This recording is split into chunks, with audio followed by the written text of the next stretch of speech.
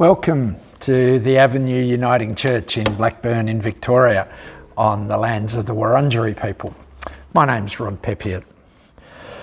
We today reach the celebration known as Palm or Passion Sunday. And so our story focuses our attention around the entry of Jesus into Jerusalem. I read that story from Mark's Gospel and then a contemporary reading of Grace, which is our weekly practice here at the Avenue. And this week it is by Reverend Rex Hunt, who is a Uniting Church minister, retired in New South Wales. Firstly, from Mark's Gospel, chapter 11. When they were approaching Jerusalem at Bethphage and Bethany near the Mount of Olives, Jesus sent two of his disciples and said to them, "Go into the village ahead of you, and immediately as you enter it, you will find there a colt that has never been ridden. Untie it and bring it. If anyone says to you, 'Why are you doing this?' just say this, 'The Lord needs it and will send it back here immediately.'" They went away and found a colt near the door, outside in the street. As they were untying it, some of the bystanders said, "What are you doing, untying the colt?" They told him what Jesus had said, and they allowed him to take it. They brought the colt to Jesus, threw their cloaks on it, and he sat on it. Many people spread their cloaks on the road, and others spread leafy branches that they had cut in the fields.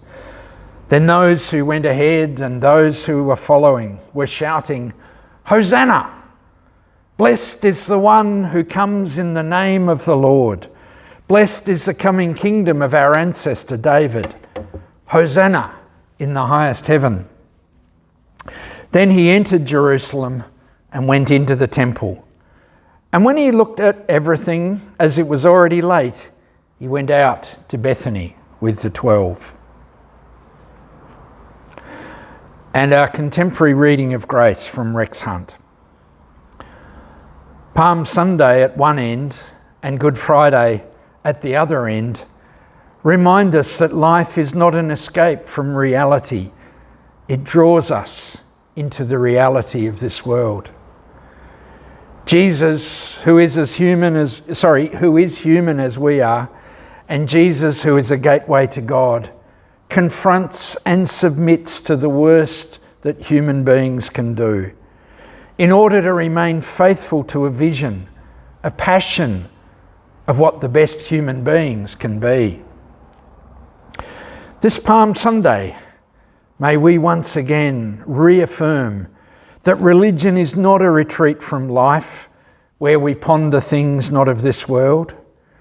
Religion in general, and Palm Sunday in particular, enables us with insight and wisdom and power to meet courageously and creatively the current issues of our ordinary, everyday living, and to carry with us into that everyday living what is precious: reverence for all life, beauty that displays itself in love, and deep, abiding peace.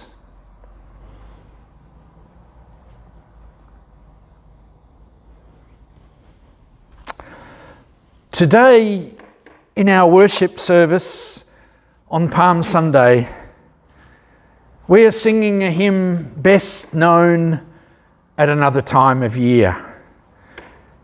We will sing "Joy to the World"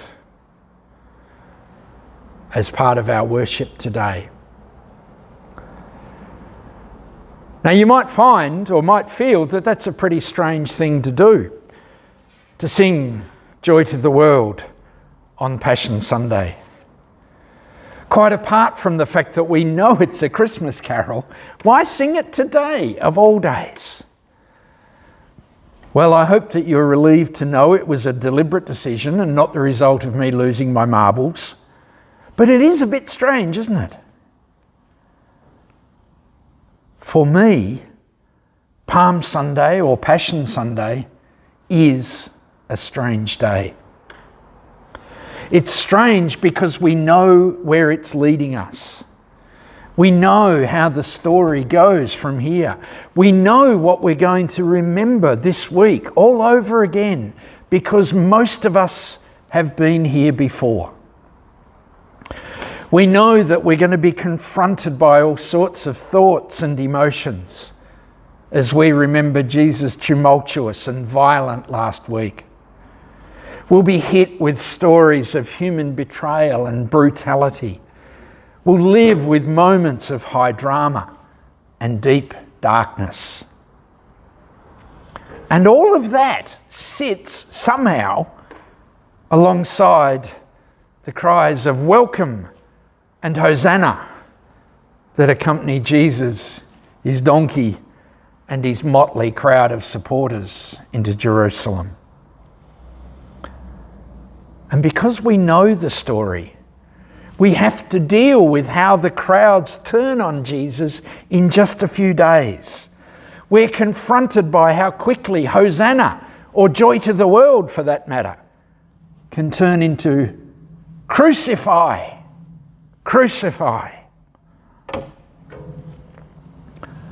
Knowing all that, this is a day that calls us on to follow the way of Jesus, a man on a donkey. Elsewhere in Jerusalem that day, we believe that another procession may have taken place. A parade of power and pomp and military presence. A parade of empire, a show of strength and threat and triumphalism. Don't mess with us, is the very clear message that parade would have given. And such parades continue today in all kinds of ways and settings. But here we are, once again, a small group welcoming a man on a donkey.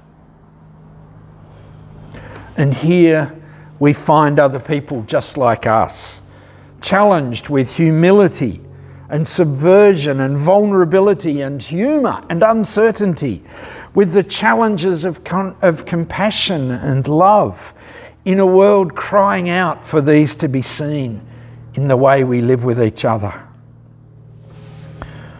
The week before us, perhaps like no other, calls us into reflection on why we follow the way of Jesus, on how it speaks to us of our way in the world, and how it invites us once more to walk it with him and his friends. So what does that way look like? Well, a few weeks ago I spoke here about a term that has had me thinking a lot lately. Kingdom. K-I-N-D-O-M.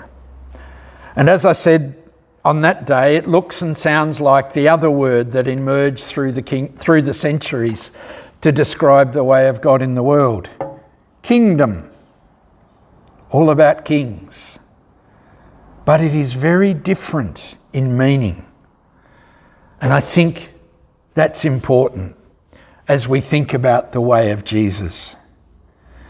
We know that the language of kingdom to describe the way of God emerged from the mindset of imperial Rome and feudal Europe, particularly after Christianity became the religion of Rome, 300 plus years after Jesus. But the earthly reality of kings and empires goes much further than that. As territory under the tight control of Rome, the parades in Jerusalem in Jesus' day had all of the hallmarks of kingdom. They were designed to impress the locals with power and threat, to keep them overawed by the power of the king and the emperor, and to remind them of exactly who was in charge. And it wasn't them. I firmly believe that Jesus' entry, by contrast, was an act of kingdom. of oneness with the people who lived underneath that, I was going to say that boot, that sandal of Rome, who lived under the threat of that short sword. Why did they make him welcome? Well, I think word had got around that here was a man of the people, one of them, a storyteller of the way of God who called people to imagine a different way in connection with God and each other. Connection to be characterised by compassion and grace and liberation from all that diminishes humanity. And that includes the way of kings, at least the way they knew it. And not only that, they said, he practiced what he preached. Far removed from the empire values of his day and society and ours, Jesus stands in the way of kingdom. You might remember that one of the names talked about in the same season as we sing Joy to the World, the Christmas season, one of the names there is Emmanuel, God with us. I believe that to be true. Jesus stands on the way of kingdom and invites us to join him there. Joy to the world. Let every heart prepare him room. This strange day calls us to do just that, on his terms, on his way. Blessings. Amen.